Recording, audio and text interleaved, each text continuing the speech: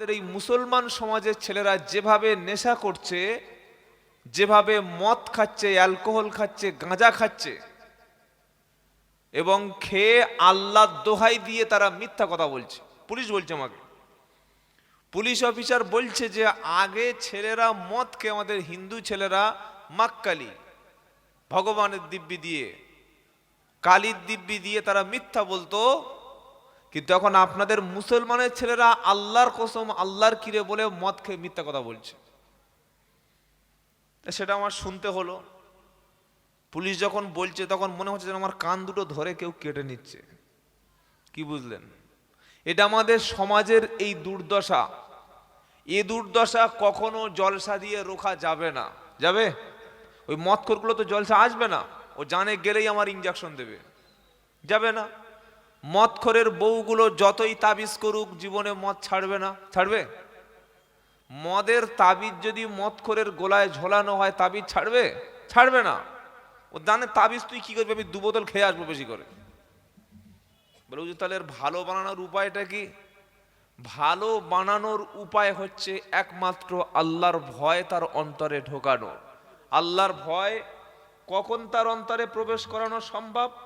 যখন সেই ব্যক্তি ছোটবেলায়, বাচ্চা বয়সে হারাম কোনটা হালাল কোনটা যখন চিনিয়ে দিতে পারবো, যখন আল্লাহর দেওয়া ইলিম, কোরআন এবং হাদিসের জ্ঞান, আল্লাহর মোহাব্বত, রসুলের মোহাব্বত তার দিলের মধ্যে থাকবে, তখন তাকে দিয়ে আর কোনো নেশার বস্তু খাওয়ানো যাবে যাবে যেমন আপনাদের ইমাম সাহেব, উনি কি মদ খায়? নাউজুবিল্লাহ, খায় না।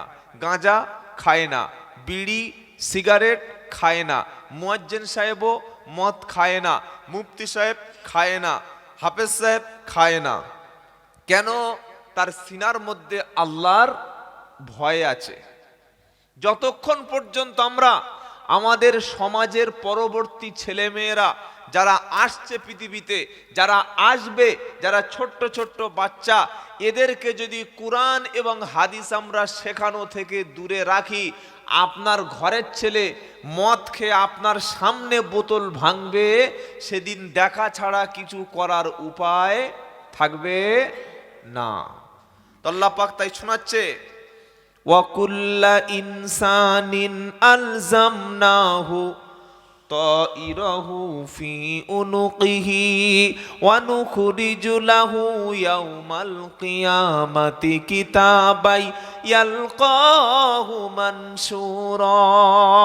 আমি আল্লাহর বিচারটা কিয়ামতে যখন আমি শুরু করব, আমি কোনো সাক্ষী সেদিন ডাকবো না, আমি সেদিন কোনো আদালতের সামনে সাক্ষী উপস্থিত হতে বলবো না।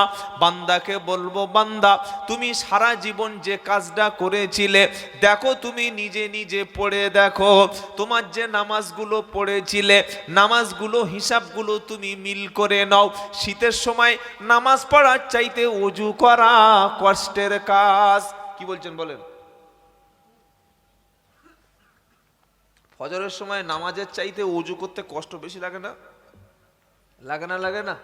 ফজরে শীতের সময় ঠান্ডা পানিতে হাত দিয়ে ওযু করেছে যারা, জাহান্নামের আগুন থেকে বেঁচে গিয়েছে। সুবহানাল্লাহ, আল্লাহু আকবার। এই ওযুর অংশগুলি কিয়ামতের দিন নূর চমকাতে থাকবে। ইয়াউমা তারাল মুমিনিনা ওয়াল মুমিনাতি ইয়াসআনুরুহুম বাইনা আইদিহিম ওয়া বিআইমানিহিম বুশরাকুমুল ইয়াউমা জান্নাতুন তাজরি মিন তাহতিহাল আনহার।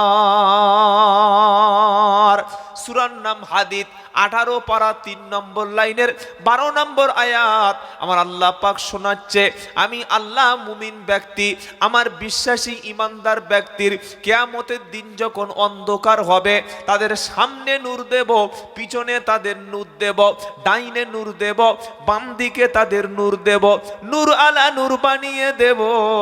আর এই নূর যাদের শরীরে থাকবে, যাদের সামনে পিছনে নূর থাকবে, আমি আল্লাহ আমার নূর দ্বারা ঢেকে দেয়া ব্যক্তিগুলিকে সেদিন জান্নাতের দিকে আহ্বান করব। আখেরাতে যদি নূর পেতে চাও অজুর পানিটাকে ভালো করে ব্যবহার করো। অনেক মেয়ে ছেলে আছে মুখের উপরে ফেস ওয়াশ মাখে, অনেক মেয়ে ছেলে আছে মুখের উপরে বিভিন্ন রকম কি মাখে, মেকআপ। যখন আর নেই মেকআপ তখন হয়ে যাচ্ছে ব্রেকআপ। যতদিন মেকআপ ততদিন ব্রেকআপ নয়। কথা বুঝতে পেরেছেন? ছেলেটা বলছে, হ্যাঁ রে, বিয়ের আগে তোর এত সুন্দর মুখ ছিল, আর বিয়ে করে সে কোথায় গেল? আর মেকআপ টেকআপ করিস না, ঠোঁটে লিপস্টিক দিস না, দেখতে ভালো লাগে না। এটা মেয়েদের অভ্যাস। বিয়ের আগে এমন সাজা সেজে বিয়ে বাড়ি যাবে, দু চারটে নামাজি ব্যক্তির চোখের জেনা কয়েকবার করিয়ে নেবে। কি বলছেন বলে? বিয়ে বাড়িতে মেয়েরা যে সাজা সাজে, ওই সাজা যদি স্বামীর বাড়িতে কখনো সাজতো, জীবনে স্বামীর স্ত্রীর কোনোদিন অশান্তি হতো না। অধিকাংশ স্বামীদের মন খারাপ তো হয় এই কারণে, রাস্তায় দেখছে সব কত কি, বাড়িতে এসে দেখছে সেই চলে, হয় না হয় না।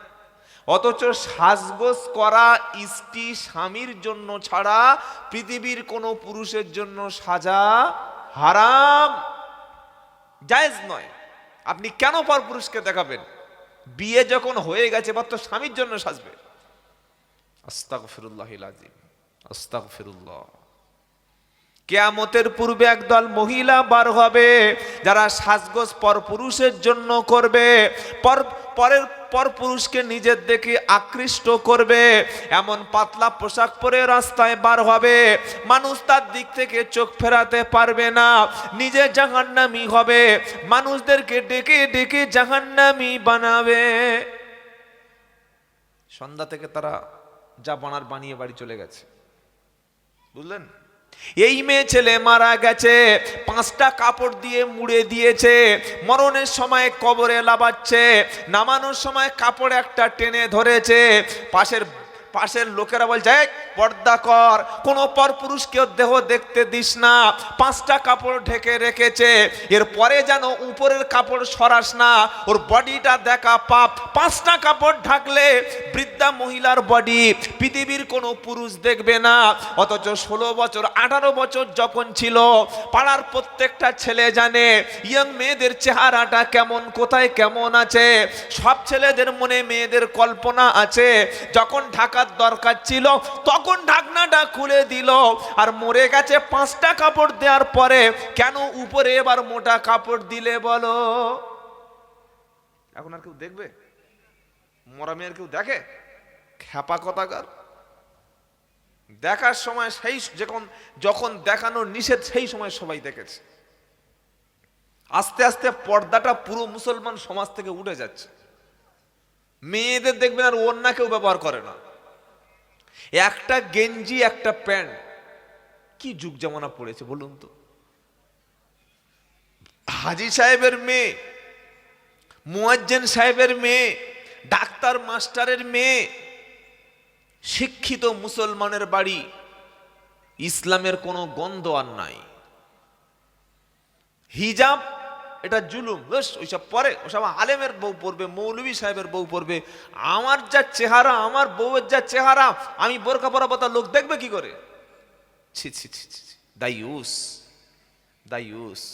আল্লাহ মাফ করুক, বলুন আমিন। খুব কঠিন জায়গা দুনিয়াটা ভাই, যেন আল্লাহ আমাদের দায়ুস করে না কবরে না নিয়ে যায়। আমিন বলেন। দায়ুসকে নিজের মা, নিজের বোন, নিজের মেয়ে, নিজের স্ত্রী, এই 4টি মহিলাকে বেপর্দার সঙ্গে পরপুরুষের সামনে প্রদর্শন যারা করায়, এরা হলো সুস্পষ্ট দায়ুস। জান্নাতে যেতে পারবেন না, জান্নাতে যাওয়া সম্ভব নয়। তবে যে ব্যক্তি নিজের নারীকে, নিজের বোনকে, নিজের স্ত্রীকে পর্দার সঙ্গে রাখবে, এই রকম স্বামী স্ত্রী পুরো ফ্যামিলি আল্লাহ জান্নাতে চলে যাবে। বলুন সুবহানাল্লাহ। পর্দা করবো ইনশাআল্লাহ, মরে গিয়ে, তাই তো ভাই? হ্যাঁ, মরে গিয়ে। আল্লাহ মাফ করে দিক, বলুন আমিন। মরে গিয়েছে, কাপন চড়াচ্ছে, মরে যাওয়ার পরে এরকম 10 ফুট উঁচু কাপড় দিয়ে গোসল দিচ্ছে। একটা বাচ্চা ছেলে যাচ্ছে, মেরেছে ঠ্যাং, গোসল দিচ্ছে মেয়েদের, সর। তো মরে গেছে, 10 ফুট কাপড় দিয়ে মেয়েদেরকে ঘিরে গোসল দিচ্ছিস ভাই, যখন জীবিত ছিল 22 বছরের আমার সেই সকিনা ভাবি, 23 বছরের জাসমিনা ভাবি, 15-18 বছরের বিউটির মা কলের পাশে গোসল করেছে, পুকুরে গোসল করে শরীর ভিজে কাপড় জাপটে উঠে আসছে। কই এই সময় তো কাপড় ঘেরার কথা মনে ছিল না? তখন তোমার পর্দা কোথায় ছিল? তখন তোমার দেখতে ভালো লাগছিল খুব। আর এখন তুমি মরে গেছে বলছে দেখিস না। সত্যটা বোঝার চেষ্টা করুন। তো আল্লাহ পাক শোনাচ্ছে কিয়ামতের দিন আমি মুমিনদেরকে নূর দেব, ঈমানদারদের নূর দেব, সেই নূর দ্বারা তাদেরকে জান্নাতি চেনা সহজ হবে। সুবহানাল্লাহ। ইয়াউমা তাবয়াদ্দু উজুহু ওয়া তাসওয়াদ্দু উজুহু ফাআম্মাল্লাযীনা সায়াদ্দাতু উজুহুহুম আকফারতুম বা'দা ঈমানিকুম ফাদুকুল আযাবা বিমা কুনতুম তাকফুরুন। চতুর্থ পারা দ্বিতীয় পৃষ্ঠা সূরা আল ইমরানের 106 নম্বর আয়াতে আল্লাহ পাক শোনাচ্ছে ইয়াউমা তাবয়াদ্দু উজুহু ওয়া তাসওয়াদ্দু উজুহু। সেদিন কিছু কিছু চেহারা হাস্যোজ্জ্বল হবে, তাদের মুখে শুধু হাসি থাকবে, উজ্জ্বল থাকবে। আবার কিছু চেহারা সেদিন কালো হবে, যাদের চেহারা সাদা হবে, হাসি হাসি খুশি খুশি ভাব থাকবে। এরা হলো ঈমানওয়ালা। সুবহানাল্লাহ। ঈমানদার কখনো টেনশন করে না। সুবহানাল্লাহ বলতে ইচ্ছা করে না? ঈমানদার কখনো বিষ খায় না, ঈমানদার কখনো গলায় দড়ি দেয় না, ঈমানদার কখনো সুইসাইড করে না, ঈমানদার কখনো শরীরে আগুন লাগায় না, ঈমানদার কখনো গলায় ফাঁস দিয়ে সিলিংয়ে ঝোলে না, ঈমানদার কখনো রেলে মাথা দেয় না। সে ভাবে আল্লাহ আমাকে পরীক্ষা করছে, আমাকে সবর করতে হবে, আমাকে ধৈর্য ধরতে হবে। বিপদ দিয়ে আল্লাহ পরীক্ষা করছে, ধৈর্য ধরবে, সবর করবে। যারা সবরকারী ব্যক্তির সঙ্গে পৃথিবীর কোনো ব্যক্তি না থাকতে পারে, আল্লাহ কিন্তু সবরকারী ব্যক্তির সাথে থাকে। আপনার পকেটে যখন টাকা থাকবে না, সমাজ আপনাকে এড়িয়ে যাবে, কেউ তখন আগে থেকে সালাম দেবে না। পকেটে যখন টাকা থাকবে না, গ্রামের মানুষ আপনাকে দাওয়াতার করবে না। আপনি যখন গরিব হয়ে যাবেন, কেউ আপনার ফোনে বিনা কারণে ফোন করবে না। আপনি যখন বিছানায় পড়ে অসুস্থ হয়ে যাবেন, কেউ আপনার দিকে ফিরে তাকাবে না। ওই রকম বিপদ মুসিবতে যদি কোনো বান্দা ধৈর্য ধরে, যদি কোনো বান্দা সবর করে, আল্লাহ পাক শোনাচ্ছে ইন্নাল্লাহা মা'আস সাবিরিন। তুমি বিপদে পড়লে বিবি আর পাশে পাবে না, বাচ্চা তোমার পাশে থাকবে না, বন্ধুরা তোমার সঙ্গে আর চায়ের আড্ডায় যাবে না, তোমার শ্বশুর কখনো তোমার খবর নেবে না, ভাড়া ভাই তখন তোমার দিকে চোখ তুলে তাকাবে না। সবাই যখন মুখ ফিরিয়ে নেবে, আমি আল্লাহ কিন্তু তোমার কঠিন মুসিবতে সবর যদি করো, ধৈর্য যদি ধরো, আমি আল্লাহ তোমার সাথে থেকে যাব। সেজন্য ঈমানদার ব্যক্তি কখনো সুইসাইড করে না। আর যদি কেউ সুইসাইড করে, আত্মহত্যা করে, তার ঠিকানা সোজা জাহান্নাম। কেন? এই শরীরের মালিক কিন্তু আমরা নই। এ হাত কার তৈরি? আল্লাহর। চোখ আল্লাহর। আপনার কাছে রেখে দিয়েছে কয়েকটা দিনের জন্য, ফিরিয়ে নেবে না? নেবে না? ফিরিয়ে নেবে। তো আপনি আল্লাহর মাল নিয়ে আত্মহত্যা করছেন, মানে সাহস তো আপনার কম নয়। কেউ আপনার কাছে বলছে ভাই 1 কেজি 2 কেজি মুরগি কিনে দিচ্ছি, তুই তোর আমার বাড়িতে ভাবির কাছে দিয়ে দিবি। আপনি পথে জবাই করে খেয়ে নিলেন, ঠিক কাজ করলেন তো? কথা বলে না? আপনাকে কেউ বলল ভাই 5টা ডিম কিনে দিচ্ছি, বাড়িতে পৌঁছে দিবি, আপনি খেয়ে নেবেন? তো এই শরীরটা আল্লাহ আপনার কাছে 60 বছর 70 বছর 80 বছর 90 বছর হায়াত দিয়ে রেখেছে। দেখি কি করে, দেখি কি করে। অনেক ছেলেরা নিজের বডিতে, অনেক মেয়েরা দেখি ব্লেড টানে। এত ভালোবাসা, শরীরে ব্লেড টানছে, ছুরি টানছে, বলছে দেখো তোমার কি ভালোবাসি। ছি ছি ছি ছি, হারাম। অনেক মানুষ বউয়ের সঙ্গে ঝগড়া করে 3 দিন ভাত খায় না, 4 দিন খাওয়া বন্ধ করে দেয়, বলে আমি মরবো। কেন? বললে কি লাভ আছে খেয়ে? আত্মহত্যা করা যাবে না, শরীরের কষ্ট দেওয়া যাবে না। এজন্য ইসলামে সারা বছর রোজা করার কোনো বিধান নাই। সারা বছর রোজা করতে বলেছে নবী নাকি? তিনজন ব্যক্তি আল্লাহর নবীর স্ত্রীর কাছে এসে নবীর আমাল, নবীর ইবাদত জিজ্ঞাসা করতে এসছে। কজন? তিনজন। নবী সাল্লাল্লাহু আলাইহি সাল্লাম তখন বাড়িতে ছিলেন না। তারা যখন জিজ্ঞাসা করছেন পর্দার আড়াল থেকে, ভালো করে শুনে রাখুন স্বরূপনগরের মুসলমানেরা, নবীর জামানায় পৃথিবীতে কোনো পুরুষ কোনো নারীর সঙ্গে খোলাখুলি সামনাসামনি পর্দার আড়াল ছাড়া কথা বলতো না। আর এখন স্বামী বাড়ি নাই, বাইরে থেকে একজন এসে বলছে কালু চাচা বাড়ি আছে, বাড়ির মেয়েরা দরজা খুলে দিয়ে বলছে ও ভাই বসো বসো বসো, চা খাও চা খাও, বস। চেয়ার দিয়েছে। কালু চাচার বউ চেয়ার দিয়েছে, বলে বসো কাকা, বসো চেয়ারে বসো, চা খাবে? বলছে আমার একটু সুগার। বলছে সুগার ফ্রি চা করে দিচ্ছি। বলে আমার সুগার আছে। বলে সুগার ফ্রি বিস্কুট দিচ্ছি, খাও, বসো, গল্প করো। স্বামী যে বাড়িতে নাই সেই বাড়িতে স্ত্রী পরপুরুষকে আসতে দেবে এটা তো বিশ্বাস করতো না সাহাবারা। স্বামী বাড়িতে নেই, কাজে চলে গেছে, পরপুরুষকে 1.5 ঘন্টা 2 ঘন্টা 3 ঘন্টা গল্প করতে দিচ্ছে বাড়ির মেয়েরা। এইসব যে ফেরিওয়ালা আসে, কাপড় বিক্রি করতে আসে, বিভিন্ন ফেরিওয়ালা তাদেরকে নিয়ে নিজের ঘরের মধ্যে ঢুকিয়ে যেগুলো মাল কেনে, শরিয়াতের দৃষ্টিতে এটা মোটেও জায়েজ না। কথা মনে থাকবে ইনশাআল্লাহ। তাহলে এটা যদি জায়েজ না হয়, বন্ধন অফিসার, লোনের অফিসার মাঝখানে, আর পাড়ার বৌমারা, ভাবিরা, চাচিরা, খালারা, আন্টিরা, মাসিরা, পিসিরা, এরা চতুর্দিকে বসে যে লোন আর বন্ধন অফিসারের সাথে বসে বসে যে গল্প করছে, এটা নফল ইবাদতের সওয়াব হচ্ছে তো? ছি ছি ছি ছি ছি। তবে এরকম মেয়ে এই পাড়ায় কেউ নেই, এসব না বলাই ভালো। কি আছে নাকি? আছে? কোথায় আছে? সব বাড়িতে বসে আছে। আল্লাহ হেফাজত করুক, বলুন আমিন। সকলে আমিন বলেন। তো বলে কি লাভ হয়? বলে তো শুনবে না, এই কান দিয়ে শুনে কান মৌলবি বললে হবে। তবে দায়িত্ব হচ্ছে আমাদের বার্তা পৌঁছে দেয়া, কিয়ামতের দিন কেউ যেন বলতে না পারে। যারা লোন নিচ্ছে, বন্ধনের অফিসারের সঙ্গে গিয়ে বসছে, সুস্পষ্ট তারা জেনার সঙ্গে লিপ্ত আছে। শুধু শরীরের সঙ্গে শরীর মেলালে জেনা নয়, কোন অবৈধ নারীর কথা কোন পুরুষ যদি কান দিয়ে শোনে, সেটা হবে কানের জেনা। অবৈধ পুরুষের সঙ্গে, অবৈধ নারীর সঙ্গে কোন পুরুষ যদি ঘন্টার পর ঘন্টা ফোনে কথা বলে, এটা হলো কানের জেনা। অবৈধ নারীর সঙ্গে, পর স্ত্রীর সঙ্গে কোন পুরুষ যদি ঘুরতে বার হয়, এটা হবে তার সফরের জেনা।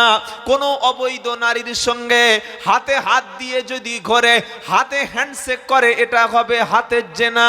কোন অবৈধ নারীর কথা ব্রেনের মধ্যে চিন্তা করা, এটা হলো ব্রেনের জেনা। কোন অবৈধ নারীর নাম্বার পেয়ে তার সঙ্গে কথা বলার সুযোগ না পেয়ে ফোনের মাধ্যমে চ্যাটিং করা, হোয়াটসঅ্যাপে ভিডিও কল করা, তার সঙ্গে মেসেঞ্জারে কথা বলা, এটা হলো হাতের জেনা। এই জেনার সঙ্গে বর্তমানে 100-র মধ্যে 70% বিবাহিত পুরুষ এবং নারী জুটে গেছে। বোঝেন? স্বামী বাড়ি নাই, নাম্বারটা সেভ করে নিয়েছে, কথা চলছে ফোনে, মেয়েরা ভিডিও কলে কথা বলছে। এই 4 দিন আগে একটা ছেলে আমাকে বলছে, হুজুর একটু দোয়া করুন। মৌলবি দেখলে একটু দোয়া নিতে হয়, তাই তো নাকি? মৌলবি মানে দোয়া ফ্রি আর ফুঁটা ফ্রি। হুজুর আমার ছেলের ফুঁদিন একটু দোয়া করে দিন। মৌলবি দেখলে যা হয় তাই। ওই ডাক্তার দেখলে তো কখনো বলেন না হুজুর একটা ওষুধ লিখে দিন, বলেন বিনা পয়সা দেবে নাকি? দেবে না। মৌলবি দেখলে একটু ফুঁ দিয়ে নিতে হয়, ও কিছু হোক আর না হোক। ভালো ভালো ছেলে বলছে হুজুর মাথায় ফুঁ দিয়ে দিন। কি বুঝলেন বলেন? অথচ সবচাইতে যে ফুঁকটা সন্তানের জন্য, ছেলে মেয়ের জন্য কাজ হবে, সেটা হচ্ছে আব্বা আম্মার ফুঁক। জোরে বলুন না সুবহানাল্লাহ। পৃথিবীর বন্দুক এর গুলি মিস হতে পারে, রিমোট কন্ট্রোল মিস হতে পারে, ফায়ার মিস হতে পারে, বাপ মার দোয়া, বাপ মার ফু সন্তানের জন্য মিস হতে পারে না। এটা আমাদের আজও বিশ্বাস নাই। গাড়ি থেকে নেমে যদি একবার তাকবীর দিয়ে মঞ্চে কোনো হুজুর চেপেছে, মনে করছে ওর ফুঁকটা মুখ থেকে যেন একদম কার্বন ডাইঅক্সাইড বার, যা বলবে তাই হবে। কি বুঝলেন? হয়তো এ বিয়াদব নামাজই পড়ে না। অনেক বক্তা আছে নামাজ পড়ে না, শুনলে অবাক হয়ে যাবে। এগুলো তো মিডিয়ার সামনে বলা যাচ্ছে না। অনেক বক্তা আছে, অনেক না থাকে সব বলেও নিজের কি বলেন, হ্যাঁ ওটাই শুনতে ভালো লাগে, তাই তো। অনেক বক্তা আছে রমজান মাসে রোজা পর্যন্ত করে না। অনেক বক্তা এমন আছে, থাক চেপে যাওয়া ভালো। এতটুকু আমল করুন যে সব সময় 5 ওয়াক্ত নামাজ পড়বো ইনশাআল্লাহ। বলেন 5 ওয়াক্ত নামাজ, হালাল খাবার বাপ মাকে খেতে দিন, বিবিকে পর্দায় রাখুন, আর আপনার বোন আর ভাই আর প্রতিবেশীর সঙ্গে ভালো ব্যবহার করুন। জান্নাতে যাওয়া শুধু আপনার সময়ের অপেক্ষা। বলুন সুবহানাল্লাহ। কথা বুঝতে পেরেছেন বাবা? তো সেই ছেলেটা বলছে, হুজুর আমার বউ পালিয়ে গেছে, একটু ব্যবস্থা করুন। তার মানে বলছে একটা কি কিছু একটা করুন। আমি বললাম, ভাই হুজুরদের হাতে এরকম যদি কেরামতে থাকতো, পাড়ার সবচাইতে সুন্দরী বউটা হুজুরের ঘরে চলে আসতো। কি বলছেন বলেন?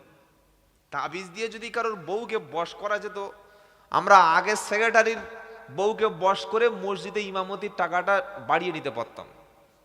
আমার ব্যক্তিগত কথা বলছি, 700 টাকায় 4 বছর ইমামতি করেছি। 700 টাকায় একদম প্রথম জীবনে, তখন ভালো করে আমার গোপ দাঁড়িয়ে ওঠেনি। কথা বুঝতে পেরেছেন? ঠকিয়েছে, প্রচুর ঠকেছি আমি। তো আগে সেক্রেটারির মসজিদের সেক্রেটারির বউকে তদবির করে ঘুরিয়ে নিয়ে স্বামীকে বশ করে নিতে পারতাম। এগুলো কিচ্ছু হয় না ভাই, খালি আই ওয়াশ ছাড়া কিচ্ছু নয়। গতকাল দেখলাম এক জায়গায় বোর্ড লেখা আছে, এখানে সুগারের মাদলি পাওয়া যায়। কিসের মাদলি বলেন? আচ্ছা আপনি বলুন, এটা যদি কোনো একটা শিক্ষিত মুসলমান, শিক্ষিত ছেলে দেখে, সে মেনে নেবে? সুগার মাদলি দিয়ে যদি সুগারের ওষুধ পাওয়া যায়, বন্ধ হয়ে যায়, তাহলে মেডিকেল কলেজ কেন থাকবে ভাই? এমবিবিএস এমডি মুসলমান ছেলেরা যে বড় বড় ডাক্তার হচ্ছে, ডাক্তার কোর্সটাই তো তুলে দাও না, দিয়ে একটা করে মৌলবি বসিয়ে দাও, একটা করে সুগারের মাদলি দিয়ে দিই, কন্ট্রোল হয়ে যাক সুগার। এগুলো ভণ্ডামি ছাড়া কিচ্ছু নয়। কি শুরু করেছে ব্যবসা? আল্লাহ মাফ করে দিকে আমাদের সকলে, বলুন আমিন। রাগ করছেন না তো? সে বলছে হুজুর বউ চলে গেছে। আমি বললাম ভাই বউটা গেল কেন? সে বলছে হুজুর আমার স্ত্রী প্রথম আমার কাছে, শুনে রাখেন যারা বিয়ে করেছেন বা করবেন শোনেন, আমার স্ত্রী আমার কাছে প্রথমে একটা বড় স্মার্টফোন চেয়েছে, আমি ভালোবেসে কিনে দিয়েছি। তারপরে দোকানে বসতে চেয়েছে, আমি দোকানে বসিয়েছি। কোনোদিন আমি হিসাব নিতাম না। কোনো একটা কাস্টমারের সঙ্গে কথা বলতে বলতে সব সময় ফোনে কথা বলে, আমার সন্দেহ হয়। একদিন কাজে যাওয়ার নাম করে বাড়িতে ফিরে এসে দেখি, পিছন থেকে দেখি মালটা ভিডিও কলিং এ কথা বলছে।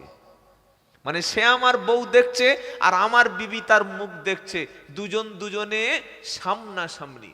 বলুন আপনি যদি বাড়িতে গিয়ে দেখেন আপনার স্ত্রী কোনো পরপুরুষের সঙ্গে সামনাসামনি হাসি খুশি ভাবে গল্প করছে, অন্তরঙ্গ কথা বলছে, যেটা আপনার সঙ্গে বলে, পৃথিবীর প্রকৃত স্বামী কোনোদিন মেনে নেবে? তবে যারা হিঁচড়ে তারা মেনে নিতে পারে, স্বামী মেনে নেবে না। তো সে বলছে হুজুর মেরেছি 2-1টা চড়, বাপের বাড়ি চলে গেছে, সে আর আসবে না বলছে। তা আপনি কি করবেন বলুন? আমি বলবো ভাই কিছু করার নেই, এখানে কোনো ওষুধ কাজ হবে না। তুমি ভাই 100-5 টাকা, 1000-2 টাকার ভালো শাড়ি টাড়ি কাপড় কিনে নিয়ে শ্বশুর বাড়ি গিয়ে কোনো রকমে হাতে পায়ে ধরে বউটা নিয়ে চলে আয় ভাই, যেটা বাংলা কথা বুঝি। আমাকে কেন তুই 2000 টাকা দিবি, আমি দিন কত ঘুরে ঘুরে আরেকটা মৌলবি গুরুনির কাছে যাবি, সে 3000 টাকা ঝাড়বে। আরেক জায়গায় যাবে, 3 ঘন্টায় কাজ হয়, বশীকরণ দাম্পত্য কলহ, সে 5000 টাকা ঝাড়বে। এসব ফেতনাবাজ, ধোকাবাজ, চিটিংবাজদের জোচ্চোর খপ্পরে না পড়ে 500 টাকার কাপড় কিনে, 1000 খানেক টাকার মিষ্টি কিনে, এখন ভালো ভালো রসগোল্লা পাওয়া যাচ্ছে, শ্বশুর বাড়ি চলে যা, দেখবি ঠিক চলে আসবে। কি খারাপ বুদ্ধি দিয়েছি বলে মনে হচ্ছে নাকি? আজকে স্বামী স্ত্রীর অশান্তি কেন হয়? স্বামী তার স্ত্রীকে দিনের উপরে না চালালেই তো ফিতনা হবে, এর জন্য দায়ী স্বামীরা। নবীর স্ত্রীর কাছে পর্দার সঙ্গে গিয়ে তিনজন ব্যক্তি প্রশ্ন করলো, হে আল্লাহর নবীর স্ত্রী আপনারা বলুন আল্লাহর নবীর আমল কেমন, কি কি আমল তিনি করেন? নবীর স্ত্রী বললেন, সাহাবারা, নবী মাঝে মাঝে নফল নামাজ পড়ে, কোরআন তেলাওয়াত করে, জিকির করে, তাহাজ্জুদ কাজা করে না। নবীর আমলগুলো শোনার পরে তিনজন ব্যক্তি বলল, প্রথম ব্যক্তি বলল, আমি আজ থেকে আর কখনো জীবনে সারা রাত ঘুমাবো না, আমি সারা রাত জেগে জেগে মৃত্যু পর্যন্ত নামাজ পড়ব। আর একজন ব্যক্তি বলল যে না, আমি আজ থেকে কখনো রোজা কাজা করব না, মৃত্যু পর্যন্ত আমি সবসময় প্রতিদিন রোজা রাখব। আর একজন সাহাবা বলল, আমি আজ থেকে আর জীবনে কখনো বিয়ে করব না, কারণ বিয়ে করলে স্ত্রীর সময় দিতে হবে, সংসার করতে গেলে আমার ইবাদতও নষ্ট হবে। কারণ তারা আল্লাহর নবীর আমলগুলো যখন শুনলেন, তারা বললেন, নবী তো আল্লাহ পাক তাকে মাফ করে দিয়েছে, আল্লাহ পাকের নবী তিনি এই আমলটুকু করেন, কিন্তু নবীর চাইতে বেশি আমল আমাদের করতে হবে, কারণ নবী আল্লাহর মনোনীত বান্দা। আমরা অনেক ভুল করতে পারি, আমরা বেশি বেশি আমল করব যাতে আর আখিরাতে আমাদের কোনো চিন্তা না করতে হয়। তিনজন ব্যক্তি তিনটি শপথ নিল। প্রথম ব্যক্তি বলল, আমি কখনো সারা রাত ঘুমাবো না। দ্বিতীয় ব্যক্তি বলল, আমি সারা বছর রোজা রাখবো, কখনো রোজা ছাড়বো না। তৃতীয় ব্যক্তি বলল, আমি জীবনে কখনো বিয়ে করব না। এই রকম কথা যখন বলছিল, আল্লাহর নবী সাল্লাল্লাহু আলাইহি সাল্লাম তখন বাড়ির মধ্যে প্রবেশ করলো। নবী কথাটা শুনতে পেয়ে তিনজন ব্যক্তিকে জিজ্ঞাসা করলো, সাহাবা, তোমরা কি এই এই কথাগুলো বলছিলে? তারা বললে, হ্যাঁ ইয়া রাসূলুল্লাহ, হাবিবাল্লাহ, কারণ আপনার আমলের কাছে আমাদের আমল কখনো ধরা ছোঁয়ার মধ্যে পড়বে না। আপনি তো আল্লাহর নবী আর আমরা তো সাধারণ ব্যক্তি, আপনার আমলের সঙ্গে আমাদের আমল কিভাবে কম্পেয়ার হবে? তাই আমি শপথ নিয়েছি কখনো সারা রাত বিছানায় ঘুমাবো না। এই ব্যক্তি শপথ নিয়েছে জীবনে কখনো রোজা ছাড়বে না। তৃতীয় ব্যক্তি শপথ নিল জীবনে কখনো বিয়ে করব না। নবী বললেন, সাহাবা, এটা কখনো কোনো নবুয়াতের কাজ নয়, এটা কোনো মুসলমানের কাজ না যে সারা বছর রোজা রাখবে। তোমার শরীরেরও একটা হক আছে, তোমার বিবিরও একটা হক আছে। তুমি যদি সারা রাত জেগে জেগে ইবাদত করো, সারা রাত যদি নফল নামাজ পড়ো, তোমার বিবির পিছনে সময় দেওয়া এটা নফল নামাজের সওয়াব হবে। সুবহানাল্লাহ বলতে ইচ্ছা করলো না? এশার নামাজ পড়ে কেউ যদি বিছানায় ঘুমিয়ে যায়, স্ত্রীর সঙ্গে শারীরিক মিলন করবে, আবার শরীর নাপাক হয়ে গেলে ফজরের আগে গোসল করে মসজিদে যাবে, যতক্ষণ বিবির পিছনে সময় দিয়েছে, বিবির সঙ্গে শারীরিক মিলন করলো, ইসলাম বলছে আল্লাহ শারীরিক মিলনটাকেও নফল নামাজ হিসাবের মতো সওয়াব দিয়ে দেবে, যদি সেটা নিজের বৈধ স্ত্রী হয়। ইসলামে কোন কাজে সওয়াব নাই ভাই? প্রত্যেকটা ভালো কাজ সওয়াব। বলুন সুবহানাল্লাহ। এটা শুনে সাহাবা বলছেন, হুজুর আপনি কি বলছেন? স্ত্রীর সঙ্গে মেলামেশা সওয়াব? নবী বললেন, সাহাবা, এই কাজটা যদি অন্য কোন নারীর সাথে করো এটা সওয়াব না গুনাহ। ওই সাহাবা বললেন, এটা পাপ। নবী বললেন, পর স্ত্রীর সঙ্গে যেটা পাপ, নিজের স্ত্রীর সঙ্গে সেটা হলো সওয়াব। সুবহানাল্লাহ বলতে ইচ্ছা করে না? বলো, তুমি সারা রাত জাগবে না, মাঝে মাঝে স্ত্রীর সময় দেবে, বলো কি করলো? তখন সাহাবা বলেন, না হুজুর, আমি এটা ভুল সিদ্ধান্ত। সুতরাং বিবি ছেড়ে, বউ ছেড়ে, বাচ্চা ছেড়ে, সংসার ছেড়ে সন্ন্যাসী জীবন যাপন করা, 20 বছর জঙ্গলে গিয়ে থাকা, 30 বছর নদীর মাঝখানে থাকা, 40 বছর দেশ থেকে গায়েব হয়ে যাওয়া, এটা ইসলাম কখনো পছন্দ করে। কথা বুঝতে পেরেছেন না পারেন নাই? দ্বিতীয় ব্যক্তি বলল, আমি সারা বছর রোজা রাখবো, কখনো রোজা রাখবো ছাড়বো না। নবীজি বললেন, শোনো, আমি বিবিকে সময় দিই, আবার মাঝে মাঝে আমার তাহাজ্জুদ পড়ি। আমি সারা বছর রোজা রাখি না, মাঝে মাঝে রোজা রাখি, আবার মাঝে মাঝে রোজা ছেড়ে দিই, কারণ শরীরেরও একটা হক আছে। তুমি সারা বছর রোজা করবে না, প্রত্যেক মাসে 3টি করে রোজা রাখবে, সারা বছর নফল রোজার সওয়াব আল্লাহ তাআলা লিখে দেবে। 3টি করে রোজা আল্লাহর নবী প্রত্যেক মাসে রাখতেন। সুবহানাল্লাহ। আর তৃতীয় যে ব্যক্তি বলল কখনো বিয়ে করব না, শপথ নিয়েছে। এখন আমাদের ইদানিং কলে কিছু ছেলে দেখছি, আমাদের এলাকায় আছে বারাইপুরে, আপনাদের এখানে আছে কি জানি না, আপনারা বলতে পারবেন। ইদানিং কলে কিছু শিক্ষিত ছেলে দেখছি বিয়ে করছে না। এক দু পিস এরকম আছে পাড়ায়, আছে না? বিয়ে করে নাই, আছে। তারা বলছে আমরা বিয়ে না করে ভালো আছি, ওসব ঝামেলা। আল্লাহর নবী বললেন বিয়ে যে করে না, আন নিকাহু মিন সুন্নতি ফামান রাগিবা আন সুন্নতি ফালাইসা মিন্নি, সে আমার দলের নয়, সে আমার উম্মত নয়। কি বলছেন বলেন? তুমি বিয়ে করছো না তার মানে তুমি বলছো আমার চরিত্র ভালো আছে। বিয়ে না করা মানে চরিত্রটা তাড়াতাড়ি নষ্ট হবে। বিয়ে করলে তোমার চরিত্র ভালো হবে। এই বর্তমান ফিতনার যুগে আপনার বাড়িতে যদি যুবক ছেলে থাকে, আপনি কাল থেকে মেয়ে দেখা শুরু করুন। 28 বছর, 27 বছর, 24 বছর, 25 বছর, 22 বছরের ছেলে সারা রাত বিছানায় কাদলা মাছের মতো লাফাচ্ছে, বাপ এদিকে তাহাজ্জুদ পড়ছে, বাপ বুঝতে পারছে না, হাসছে শুনে হ্যাঁ করে। আরে ওর তো বিয়ের প্রয়োজন। ক্ষুধা লাগলে যেমন খাবার দিতে হয়, ঘুম লাগলে যেমন ঘুম দিতে হয়, শারীরিক চাহিদার জন্য যে ক্ষুধা সেটাও ইসলাম ব্যবস্থা করে দিয়েছে। ইসলাম এমন একটা ধর্ম যখন মানুষের যেটা প্রয়োজন সেটার ব্যবস্থা করে দিয়েছে। বিয়ে থেকে যদি গাফিলতি করেন, সে দ্রুত জেনা ব্যভিচারের দিকে পা বাড়াবে। আর একটা ছেলে যখন কোনো নারীর সঙ্গে সম্পর্ক জড়িয়ে যাবে, ও আর জীবনে বিয়ে করবে না। বুঝতে পারছেন না? ও তো পেয়ে যাচ্ছে হারামের মাল, হারামের মাল তো পেয়ে যাচ্ছে। তার সঙ্গে ঘুরতে যাওয়া, তার সঙ্গে ফুচকা খাওয়া, তার সঙ্গে সিনেমা হলে যাওয়া, তার সঙ্গে ডেটিং করা, তার সঙ্গে যত রকম নোংরামি, বদমাইশি, শারীরিক সম্পর্ক, সেক্সুয়াল রিলেশন সব কিছু করে নিচ্ছে। তো কেন বিয়ে করবে ভাই? ও তো বিয়ে করবে না। বর্তমানে এই ফিতনার যুগে যুবক এবং যুবতীদের দ্রুত বিয়ের ব্যবস্থা করান, যদি তারা ম্যাচিউর হয়ে যায়। কথা মনে থাকবে ইনশাআল্লাহ। আবার এই বললাম বলে 13 বছর 14 বছর মেয়েদের ধরে বিয়ে দেবেন, এটা বড় ভয়ঙ্কর জিনিস। লেখাপড়া শিখছে, করতে একটা পয়সাওয়ালা ভুঁড়িওয়ালা লোক পেয়েছে, রাত্রেবেলা মেয়ে ধরে বিয়ে দিয়ে দিয়েছে, হচ্ছে না? আবার পরবর্তী 6 মাস পরে দেখতে পাওয়া গেল এই জামাইটা নিরুদ্দেশ হয়ে গেল, মেয়েটা নিয়ে ব্যাঙ্গালোরে গিয়ে, চেন্নাই গিয়ে বিক্রি করে ফেলে দিল। তখন বলছে হুজুর আমার মেয়েটাকে এনে দেন। কি করছে না করে না? আপনার সজাগ হতে হবে। আল্লাহর নবী তৃতীয় ব্যক্তিকে বললেন, শোনো, তুমি বলছো কখনো বিয়ে করব না, আমি নবী বলছেন নিকাহু মিন সুন্নতি ফামান রাগিবা আন সুন্নতি ফালাইসা মিন্নি, বিয়ে করা আমার সুন্নাত। যে ব্যক্তি বিয়ে করবে না সে আমার উম্মতের মধ্যে পড়বে না। প্রত্যেকটা নবী বিয়ে করেছে, বরং প্রয়োজনে নবীরা একাধিক বিয়ে করেছে। জোরে বলুন সুবহানাল্লাহ। ইব্রাহিম নবী একাধিক স্ত্রী গ্রহণ করেছে, দাউদ নবী একাধিক স্ত্রী গ্রহণ করেছে, সুলাইমান নবী একাধিক স্ত্রী গ্রহণ করেছে। প্রয়োজনের তাগিদে কেউ যদি একাধিক স্ত্রী গ্রহণ করে, ইসলাম কিন্তু তাকে খারাপ বলেনি, তাকে চরিত্রহীন লম্পট বলেনি।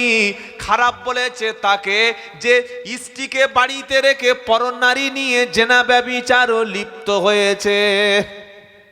কি বলছেন আপনারা? বাড়িতে বউ রেখে 1 জানুয়ারি পরের মেয়েদের নিয়ে ঘুরতে গেছে, বাড়িতে স্ত্রী রেখে 25শে ডিসেম্বর পরের স্ত্রী নিয়ে ভলভো বাসে করে দীঘায় যাচ্ছে, বকখালি যাচ্ছে, সুন্দরবনে যাচ্ছে, কোথায় গ্যাংটক যাচ্ছে, হংকং যাচ্ছে। যাচ্ছে না? যায় না? এর চরিত্র ভালো, আর যে বিয়ে করছে তার চরিত্র খারাপ। এই 3টি সাহাবীকে নবী 3টি কথা বললেন। এটা বলার পরে নবী বলছে, দেখো তোমাদের চাইতে আমি আল্লাহকে বেশি ভয় পাই। আমি নামাজ রাত্রে পড়ি, আবার কখনো সারা রাত পড়ি না, কিছুক্ষণ পড়ে ঘুমাই। আমি বিবিদের সময় দিই, আবার মাঝে মাঝে নামাজ পড়ি। আমি কিছু সময় রোজা রাখি, আবার কিছু সময় রোজা ছাড়ি। আমি তোমাদের চাইতে বেশি ভয় পাই। আমি তো অনেকগুলো স্ত্রী গ্রহণ করেছি, তোমরা কেন বলছো বিয়ে করব না? শুনতে পেলেন না? পেলেন না? নবী বললেন তোমাদের চাইতে আল্লাহকে বেশি ভয় পাই। তাই বিয়ে করা, নফল ইবাদত করা, রাত্রে ঘুমানো, সামাজিক কাজকর্ম করা, এগুলি সবগুলি সওয়াব। বলুন সুবহানাল্লাহ। যেটা শোনাচ্ছিলাম, আল্লাহ তাআলা কিয়ামতের দিন মুমিন ব্যক্তির কি দেবে? নূর দেবে। বলুন না সুবহানাল্লাহ। এই নূর দেখে ইমানদারের ফয়সালা হবে। কিয়ামতের দিন সামনে যখন আল্লাহ হিসাবের মাপকাঠিটা ফেলে দিল, দিয়ে বলবে ইকরা কিতাবাকা, বান্দা তুমি তোমার আমলনামা পড়ো। বান্দা নামাজগুলো মিল করিয়ে নেবে, কোরআন তেলাওয়াতটা মিল করিয়ে নেবে, দান সদকাগুলো যখন মিলে যাবে, হজগুলো মিলে যাবে, যাকাত ফিতরা কুরবানি যখন মিলে যাবে, আল্লাহ এবার বলবে বান্দা পড়ো পড়ো, তোমার ফাইলটা খুলে, তোমার বইটা খুলে তুমি পড়ো, দেখো তোমার ওই আমলগুলো মিলেছে কিনা। স্টেট ব্যাংকে আপনার অ্যাকাউন্ট খোলা আছে, প্রত্যেক মাসে যদি 10,000 টাকা রাখেন, মাঝে মাঝে 5,000 টাকা ডিপোজিট করেন, আপনি স্টেট ব্যাংকের বই নিয়ে কিংবা ইউনিয়ন ব্যাংকের বই নিয়ে, এলাহাবাদ ব্যাংকের বইটা নিয়ে যখন মেশিনে পুশ করে আপডেট করবেন, কোন মাসে কত তারিখে কত ঘন্টা কত মিনিটে কত টাকা আপনি ডিপোজিট করেছিলেন, বই আপডেট করলে সমস্ত আপডেট খাতার পৃষ্ঠায় আসবে কিনা? আসবে না? কম বেশি কি হবে? হবে না। আল্লাহ পাক তাই বলবে ইকরা কিতাবাকা, তুমি তোমার হিসাবটা তুমি পড়ো, পড়ে দেখো হিসাব মিলেছে কিনা। বান্দা দেখবে ফজরে, জোহরে, আসরে, মাগরিবে, ইশায় নামাজে হাজির আছে, রমজানে বাঞ্জার হাজির ছিল, জুমার দিনে হাজির ছিল, দান খয়রাতে বান্দা ছিল, কুরবানিতে বান্দা ছিল, তাহাজ্জুদে বান্দা ছিল। যখন সমস্ত হিসাবটা মিলে যাবে, স্ত্রীর সঙ্গে ভালো ব্যবহার করেছে, ভাইয়ের সঙ্গে খারাপ ব্যবহার করেনি, বোনকে কখনো কাঁদায়নি, প্রতিবেশীকে কখনো দুঃখ দেয়নি, আল্লাহ পাক বলবে কাফা বিনাফসিকাল ইয়াউমা আলাইকা হাসিবা, আজ তুমি তোমার নিজের হিসাব নেওয়ার জন্য যথেষ্ট। ডান দিকে রাস্তা জান্নাত, বাম দিকে রাস্তা জাহান্নাম, জান্নাতের উপরে পুলসিরাতকে আমি আল্লাহ পেতে দেব, এই পুলসিরাতটা পার হয়ে তুমি চলে যাও, তোমার হিসাবও তুমি নিজেই নেওয়ার জন্য যথেষ্ট। নিজের হিসাব নিজে পড়ে দেখো ঠিক আছে কিনা। কথা বুঝেছেন না বোঝেন নাই? এইভাবে বিচার হবে। বান্দা নিজের বিচার পড়বে আর বলবে ইস আল্লাহ, যদি দুনিয়ায় এই সময়টা না নষ্ট করতাম, আরো আপনার বেশি পিয়ারা বান্দা হতে পারতাম। বলুন সুবহানাল্লাহ। এবার ইমানদার মোমেনেরা, যারা খাঁটি মুসলমান, তারা যখন তাদের কাজের হিসাবগুলো মিল করবে, আনন্দে তারা আত্মহারা হয়ে যাবে। বলুন সুবহানাল্লাহ। ফাআম্মা মান উতিয়া কিতাবাহু বিয়ামিনিহি ফায়াকুলু হা উমকুরাউ কিতাবিয়া ইন্নী যানানতু আন্নী মুলাকিন হিসাবিয়া ফাহুয়া ফি ঈশাতির রাদিয়া ফি জান্নাতিন আলিয়া কুতুফুহা দানিয়া কুলু আশরাবু হানিআম বিমা আসলাফতুম ফিল আইয়ামিল খালিয়া। 29 পারা সূরা হাক্কায় আল্লাহ পাক শোনাচ্ছে দুটি দল হবে। যখন আল্লাহ বলবে আমি বিচারের মাঝখানে, আমি যেদিন বিচারপতি হব, তোমরা সেদিন বাদী অথবা বিবাদী হবে। আমার সামনে বান্দাকে দাঁড় করিয়ে দেব, আর আমার সামনে দাঁড়ানোর আগে ইমানদার ব্যক্তির কাজের ফাইলটা, তার হিসেবটা, তার আপডেট বইটা ডান দিক থেকে, ডান হাতে সামনের দিক থেকে আমার পক্ষ থেকে কাজের হিসাবটা ইমানদার ব্যক্তির সামনে থেকে ডান দিকে কাজের হিসাবটা হাতে পেয়ে যাবে। কোন হাতে? ফাআম্মা মান উতিয়া কিতাবাহু বিয়ামিনিহি, যখন আমি আল্লাহ তার ডান হাতে আমলনামাকে ছেড়ে দেব, ফায়াকুলু হা উমুকরাউ কিতাবিয়া, বলবো বান্দা তুমি তোমার হিসাবটা পড়ো, তোমার আমলটা তুমি পড়ো, তোমার রেজাল্টটা তুমি দেখো। ফায়াকুলু হা উমুকরাউ কিতাবিয়া, ইমানদার মুমিন ব্যক্তি যখন কাজের হিসাবটা পাবে, ডান হাতে আমলনামা পাবে, সে বলবে ফায়াকুলু হা উমুকরাউ কিতাবিয়া ইন্নী জানান্তু আন্নী মুলাকিন হিসাবিয়া। ইমানদার ব্যক্তি সেদিন বলবে আমি অবশ্যই হিসাবের মুখোমুখি হব, এটা আমি জানতাম, আমি নামাজ পড়েছিলাম, এগুলো কিয়ামতে পাবো, গরিবদেরকে খাদ্য খেতে দিয়েছিলাম, শীতকালে মানুষকে পোশাক পরতে দিয়েছিলাম, মানুষের কষ্টে মানুষের পাশে দাঁড়িয়েছিলাম, আমি জিকির করেছি, সুবহানাল্লাহ, তাসবিহ পড়েছি, এ কাজগুলি করেছিলাম, আমি নিশ্চয়ই জানতাম হিসাবের মুখোমুখি হব। জোরে বলো সুবহানাল্লাহ। ফাহুয়া ফি শাতির রাদিয়া, সে খুব আনন্দে থাকবে, খুশিতে থাকবে, তার মনে কোনো দুঃখ হবে না। সে অবস্থান করবে কোথায়? ফি জান্নাতিন আলিয়া, জান্নাতের সুউচ্চ সর্বোচ্চ মাকামে ঈমানদার ব্যক্তি সেদিন অবস্থান করবে। কুতুফুহা দানিয়া, কুতুফুহা দানিয়া, সমস্ত ফলমূলগুলো, সমস্ত খাদ্যগুলি, সমস্ত নাজ নেয়ামতগুলি সবগুলি তার সামনের দিকে ঝুঁকে পড়বে, যেটা চাইবে সেটা পাবে, যেটা চাইবে সেটা পাবে। আচ্ছা, এখন আমরা যারা মানুষ, আমাদের কাছে কয়েকটা খুব মূল্যবান চাহিদার জিনিস। এক নম্বর, প্রত্যেক মানুষের একটা চাহিদা, সবচাইতে একটা সুন্দর থাকার মতো ঘর। কি বলছেন বলেন? চাহিদা নেই থাকার মতো ঘর? প্রত্যেকের চাহিদা আছে একটা সুন্দর থাকার মতো ঘর। দুনিয়ার ঘরটা স্থায়ী না আখিরাতের ঘরটা স্থায়ী? আল্লাহু আকবার।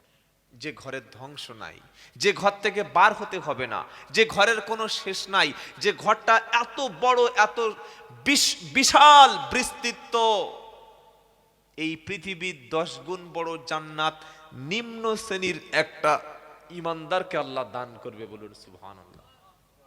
অনেকে শুনে মনে করছে মৌলবি মনে হচ্ছে মাঝে মাঝে গাঁজা টানে। একটা ঈমানদারের যদি পৃথিবীর থেকে 10 গুণ বড় জান্নাত দেয়, নবীদের জন্য কত বড় জান্নাত, এই সাহাবাদের জন্য কত বড় জান্নাত, ওলিদের জন্য কত বড় জান্নাত, ঈমানদারদের জান্নাত। আল্লাহর জায়গাটা কই? একার যদি 10টা পৃথিবী দিয়ে দেয় তো আল্লাহর জায়গা কই? মনে প্রশ্ন আসে না? হয়তো ঈমানদার বলে বিশ্বাস করছি, কিন্তু কলেজের একটা শিক্ষিত ছেলে বলবে সালা মৌলবি গাঁজা খায়। এই গাঁজা না খেলে ভুলভাল কথা কি করে বলতে পারে যে ছোট একটা ঈমানদারের পৃথিবীর থেকে 10 গুণ বড় জান্নাত দেবে? আপনি ঘুঘু দেখেছেন কিন্তু ফাঁদ দেখেননি। কুয়োয় যদি কোনো ব্যাঙ কুয়োয় বাস করে, সে কুয়োটাকে মনে করে আটলান্টিক মহাসাগর। কি বুঝলেন বলেন? কুয়োটাকে কি মনে করে? আটলান্টিক মহাসাগর। তো পৃথিবীতে একটু বসিরহাট গেছে, একটু কলকাতায় গেছে, একটু দিল্লি গেছে, বড় জোর মদিনায় গিয়ে, মক্কায় গিয়ে হজ করে এসছে। তা আবার হজ করে এসে কিছু কিছু হাজি সাহেব এত গল্প দেয়, মিনায় গেছি, মুজদালাফায় গেছি, শয়তানের পাথর মেরেছি, জমজমের পানি খেয়েছি, ছুটেছি, হাঁপিয়েছি, এমন গল্প দেয়া দিচ্ছে, লোকের টিকতে দিচ্ছে না। আছে না নাই? তুমি কুয়ো থেকে পড়ে কুয়োর পানি লাফাচ্ছে, মনে করছে আটলান্টিক সাগরে পড়ে আছে। এই পৃথিবীর চাইতে সূর্য কত ছোট না বড়? 13 লক্ষ গুণ বড়। কিন্তু যখন দেখি সূর্যটা ছোট লাগে না বড় লাগে? সূর্য ছোট লাগে। ভাবুন, পৃথিবীর চাইতে সূর্য 13 লক্ষ গুণ বড়। যারা বলছে একটা ঈমানদারের জন্য 10টা পৃথিবীর মতো যদি জান্নাত থাকে, তাহলে পৃথিবীর মধ্যে যদি 1 কোটি লোক জান্নাত পায়, আল্লাহর জায়গা কোথায়? আল্লাহর ক্যাপাসিটি কোথায়? ভাই, সত্যটা আপনাকে জানা লাগবে। এই পৃথিবীর 10 গুণ বড় জান্নাত আল্লাহ একজন নিম্ন শ্রেণীর ঈমানদারের দেবে। কোথায় আল্লাহর জায়গা? যে সূর্য পৃথিবীর চাইতে 13 লক্ষ গুণ বড়, ওই সূর্যের চাইতে আরো বড় কিছু আছে না নাই? জানেন কি আছে? আমরা রাতের আকাশে মিটমিট মিটমিট করে তারা দেখি, দেখি না? ছোট্ট ছোট্ট তারকা।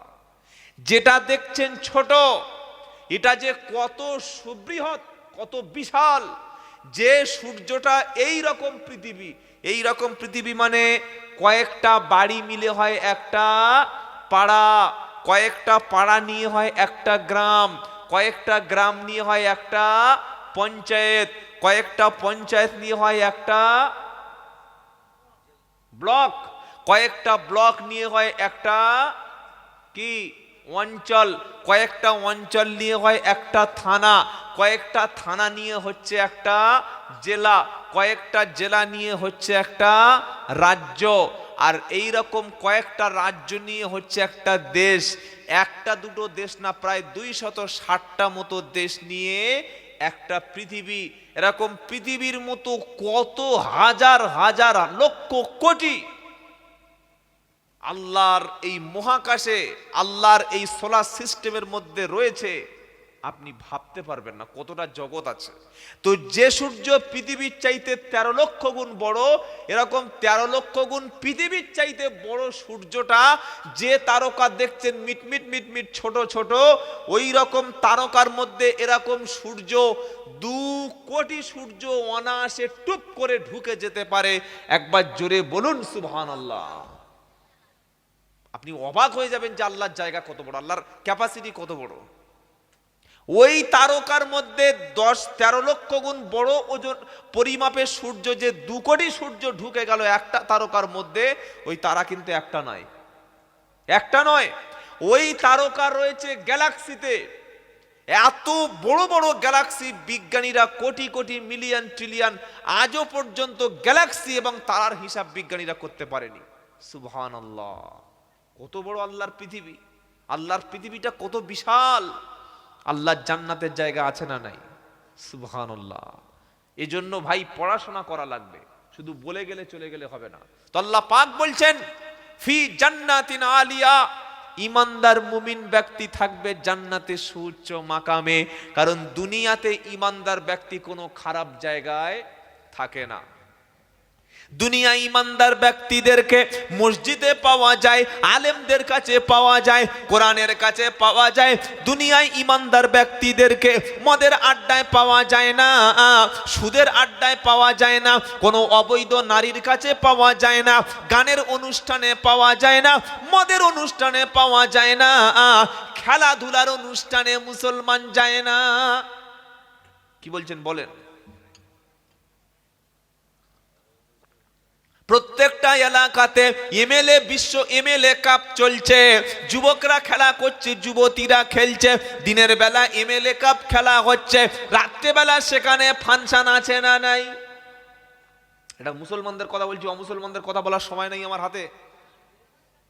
মুসলমান দিনের বেলা দিচ্ছে খেলা, রাত্রেবেলা লাগাচ্ছে মেলা, সেখানে যত রকমের ড্যান্স হচ্ছে, পাশে একটা জুয়ার ঠেক বসছে, লটারি চলছে, জুয়া চলছে, এক সাইডে মদের বোতল চলছে, শত শত নারীরা ইজ্জত হারাচ্ছে, ইমাম প্রতিবাদ করে চাকরি হারাচ্ছে, বাপ প্রতিবাদ করে মেয়ের কাছে খারাপ হচ্ছে, মা প্রতিবাদ করে ছেলের কাছে খারাপ হচ্ছে, গ্রামের কেউ প্রতিবাদ করতে পারছে না। এই রকম পরিস্থিতি যখন তৈরি হবে, কিয়ামত একেবারে সামনে এসে গেছে, আর মোটে বিলম্ব হবে না। আগে জলসায় কোনোদিন এরকম লাইটিং, সাউন্ড সিস্টেম এগুলো কিচ্ছু ছিল না। ওই সেই যেসব মাইক, ছোট ছোট যেই ওই হর্ন দেখেছেন, সেই ছোট ছোট যে মালগুলো, ওইগুলো একটা দুটো দিয়ে দিত। আর এরকম কি মাইক, ছোট্ট একটা মাইক্রোফোন দিয়ে, আর পাশে একটা হ্যাচাক লাইট ধরে, হ্যাচাক লাইট দেখেছেন? যারা বয়স্ক আমার আব্বারা বসে আছে দেখেছেন, দেখেন নাই? কয়েকটা গ্যাস ভরে দিলে এখন চলতো 3 ঘন্টা 4 ঘন্টা, ওটার নাম হচ্ছে হ্যাচাক লাইট। কি বলছেন, ওমার এখন আর আছে? হ্যাচাক লাইটের জায়গায় কি চলে এসেছে দেখতে পাচ্ছেন? এই একটা আছে, এই একটা আছে। কি দারুণ! কি বুঝলেন? আগে উপরে একটা ত্রিপল বা চট টাঙিয়ে দিত, লোক বসে বসে সুন্দর। এখন একবার দেখুন যেন বাঁশের ঘর সাজিয়েছে। সুবহানাল্লাহ। কি বলছেন বলেন? সব আছে কিন্তু হেদায়েত নাই। আগে মসজিদ মাটির ছিল ভাই, ছিল না? ঢুকতে গেলে মাথায় কাটুস করে লেগে যেত, তলায় ধুলো হতো, সাদা কাদা দিয়ে বাড়ির মহিলারা মাঝে মাঝে পবিত্র অবস্থায় মসজিদ নেপে দিয়ে আসতো, দিয়ে আসতো না? আর মসজিদের তলায় প্লাস্টিকের চট বিছিয়ে দিত। ইমাম সাহেবের জন্য শুধু একটা নামাজের পাটি ছিল। ঠিক বলছি না ভুল বলছি? আর এখন ওই মাটি থেকে ইট, ইট থেকে সিমেন্ট, সিমেন্ট থেকে নেট সিমেন্ট, নেট সিমেন্ট থেকে আরো পুট্টি, পুট্টি থেকে এলো দামি রং, তারপরে টাইলস, পুরো ওয়াল টাইলস। মসজিদের বাথরুমে দেখি টাইলস বসিয়েছে, পুরো ওয়াল টাইলস। আমি বললাম সেক্রেটারিকে, ভাই মসজিদে যখন বাথরুমে টাইলস লাগিয়েছি, তো মুসাল্লিদের পায়খানা করতে একটু কষ্ট হয়, ঘাম বার হয়, মসজিদের পায়খানায় 2টো এসি লাগিয়ে দে। কি খারাপ বলছি বলেন? যখন লাগাচ্ছি সব জায়গায় এসি, তো মসজিদের পায়খানা এসি লাগা, ওখানে এসি দিচ্ছিস না কেন? আর ইমাম সাহেবের ঘরটা দেখি সিঁড়ির তলায়। কি বুঝলেন বলেন? সেই মুর্শিদাবাদে দেখেছেন জীবতুন্নেসার কবরটা সিঁড়ির তলায় দেখেন নাই? তো তাই বানিয়েছে মুসলমান সমাজ।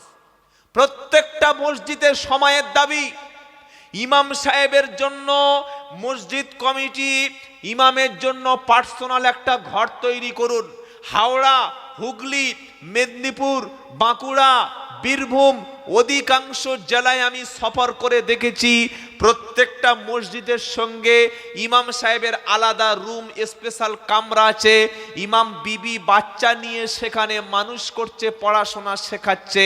এরকম একটা ঘর যদি আমরা প্রত্যেকটা ইমামকে একটা বা দুটো রুম মসজিদ সংলগ্ন জায়গায় করে দিতে পারতাম, ইমাম সাহেবের ছুটিরও প্রয়োজন হতো না, ইমাম সাহেব ফ্যামিলি নিয়ে থাকতে পারত, আর মেয়েদের সঙ্গে ইমাম সাহেবের কোনোদিন ঝামেলা হতো না। কি বলছেন বলেন? নিজে বিবির কাছে 30 দিনের রাত কাটায়, ফজরের সময় উঠতে পারে না। ইমাম সাহেব শুক্রবার নামাজ পড়ে বাড়ি গেছে, রবিবার জোহরে আসতে পারে না, এই আসরে এসেছে। সেক্রেটারি সাহেব এত বড় বড় চোখ বার করেছে যেন উনি একদম কানাদার জাল, এরকম করে চাই, এরকম করে। ও ইমাম সাহেব, বাড়ি গিয়ে কি করো? খালি বাড়ি যাও কেন? এই কার উপরে চোখ বার করছিস? তুই নিজে সেক্রেটারি হয়েছিস, সভাপতি হয়েছো তুমি তো বিবির কাছে 30 দিন মিস করো না, সারাদিন সারা রাত ঘুমিয়ে থাকো। তুমি মাঝে মাঝে ফজরের নামাজটা পড়াও। তুমি পারবে মসজিদে 30 দিন ঘুমাতে? পারবে না। তাহলে ইমাম সাহেব সপ্তাহে একদিন বাড়ি যাচ্ছে, কেন তার উপরে তুমি প্রেসার ক্রিয়েট করছো? হয় মসজিদের পাশে ঘর বেঁধে দাও, তা না হলে তাকে বাড়ি যেতে দাও। কি খারাপ বলছি বলে মনে হচ্ছে নাকি? এটা ইমামদের উপরে জুলুম।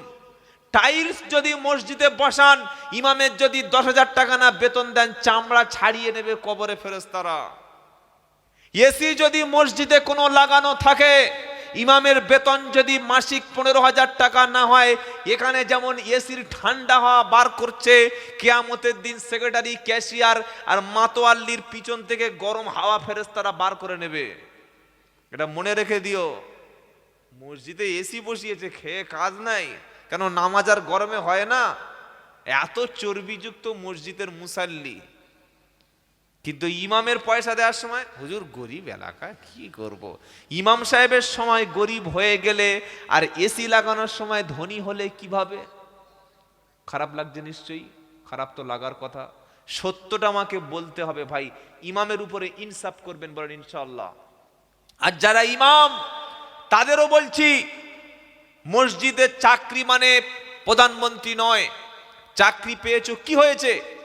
কোন মসজিদের আন্ডারে একজন ইমানদার ব্যক্তির বাড়িতে যদি বেনামাজি থাকে, এই সম্পর্কে অবশ্যই ইমামকে জিজ্ঞাসা করা হবে যে যে মহল্লায় ইমাম সাহেব ইমামতি করছে, সেই মহল্লায় কোনো মেয়ে যদি বেপর্দায় থাকে, সেই মহল্লায় কোনো ছেলে যদি কোরআন না জানে, ইমামকে আল্লাহর সামনে দাঁড়িয়ে জবাব দিতে হবে। সেই মহল্লায় যদি গান বাজনা চলে, ইমাম সাহেবকে আল্লাহর সামনে দাঁড়িয়ে জবাব দিতে হবে।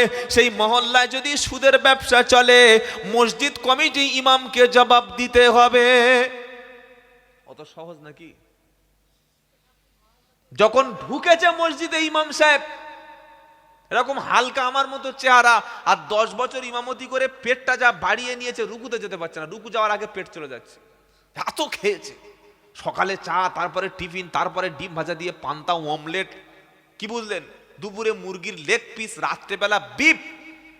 ঈশার নামাজ পড়ে দুম করে বিছানায় শুয়ে পড়েছে, নাকের আওয়াজে মসজিদ ফেটে যাচ্ছে।